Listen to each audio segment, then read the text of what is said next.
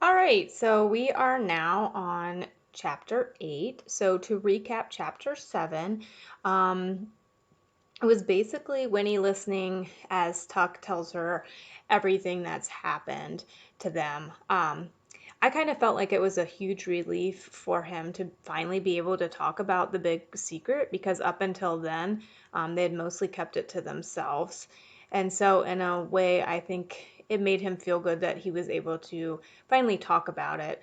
And Tuck tells her that basically they arrived at Tree Gap and they passed the woods where all four of them ended up taking a drink from the spring, even including the horse. But they did say in there that the cat didn't and that that would be an important part later. So we know the horse drank, we know the four people drank, but the cat did not drink from the spring. And then after they did that, they marked the tree with a T. And they slowly learned after moving into town that they were incapable of like getting hurt or injured. It didn't matter if they fell out of a tree or if they were shot by a gun. Nothing happened. They were fine. And so Miles' wife was having a very hard time with that. She thought it was kind of weird and some kind of evil. And so she left Miles. And so Miles ended up losing his kids because of that. And um, yeah, and then the news kind of just spread throughout the town about this evil that was happening. And they were forced to leave. And so May just is trying to tell Winnie just how very dangerous it is to drink from that water, and unless you're willing to be that age forever, then she really discouraged her from doing so. All right, so we're in chapter 8. I'm going to close down some of my, I think I have Google Hangouts up. Um, all right, so Winnie did not believe in fairy tales. She had never longed for a magic wand, did not expect to marry a prince, and was scornful most of the time of her grandmother's elves.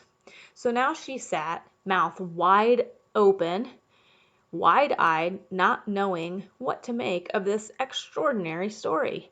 It couldn't, not a bit of it, be true, and yet it feels so fine to tell somebody, Jessie exploded. Just think, Winnie Foster, you're the only person in the world besides us who knows about it. Hold on now, said Miles cautiously. Maybe not. There might be a whole lot of others, for all we know, wandering around just like us. Maybe, but we don't know them, Jessie pointed out. We've never had anybody but us to talk about it to. Winnie, isn't it peculiar and kind of wonderful? Just think of all the things we've seen in the world, all the things we're going to see.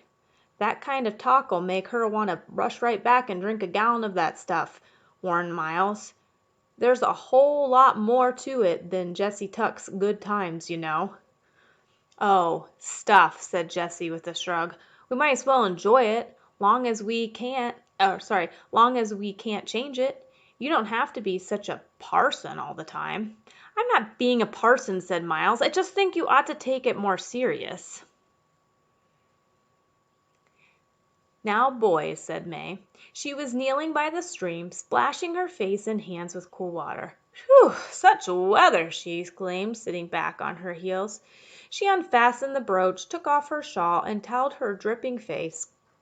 Well, child, she said to Winnie, standing up, now you share our secret. It's a big, dangerous secret. You got to have your help to keep it. I expect you're full of questions, but we can't stay here no longer. She tried the shawl around her waist then and sighed. It pains me to think how your ma and pa will worry, but there's just no way around it. We gotta take you home with us. That's the plan. Tuck, he'll want to talk it out. Make sure you see why you can't tell no one. But we'll bring you back tomorrow, all right? And all three of them looked at her hopefully. All right, said Winnie, for she decided there wasn't any choice. She should have to go. They would probably make her go. anyway, no matter what she said.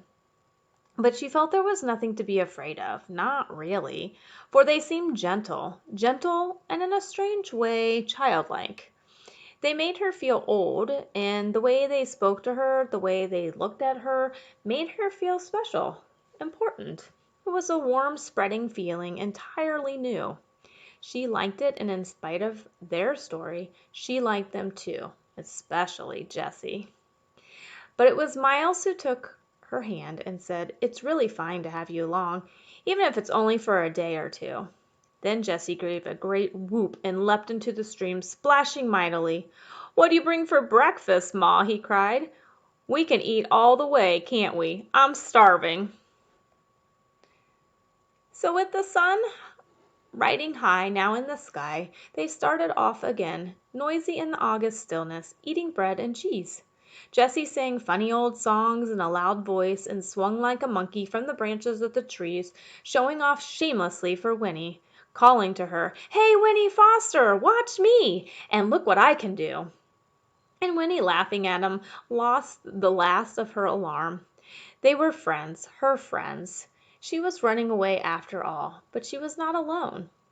Closing the gate on her oldest fears as she had closed the gate of her own fenced yard, she discovered the wings she'd always wished she had. And all at once she was elated. Where were the terrors she'd been told she should expect? She could not recognize them any more. The sweet earth opened at its wide four corners to her like the petals of a flower ready to be picked, and it shimmered with light and possibility till she was dizzy with it. Her mother's voice, the feel of home, receded for the moment, and her thoughts turned forward. Why, she, too, might live forever in this remarkable world she was only just discovering. The story of the spring, it might be true, so that, when she was not rolling along on the back of the fat old horse by choice, this time she ran shouting down the road, her arms flung out, making more noise than anybody. It was good, so good, in fact, that through it all not one of them noticed that the man they had passed on the road, the man in the yellow suit, had crept up to the bushes by the stream and heard it all, the whole fantastic story. Nor did they notice that he was following now, beside the road, far behind, his mouth above the thin, gray beard turned ever so slightly toward a smile. Ooh, so that's interesting. So they thought that they had gotten away from the man in the yellow hat, but it ends up he's been listening this whole time. Well, that makes me really excited to hear about chapter 9. So I will be back with you as always. I hope you enjoyed that chapter, and yeah, till we meet again.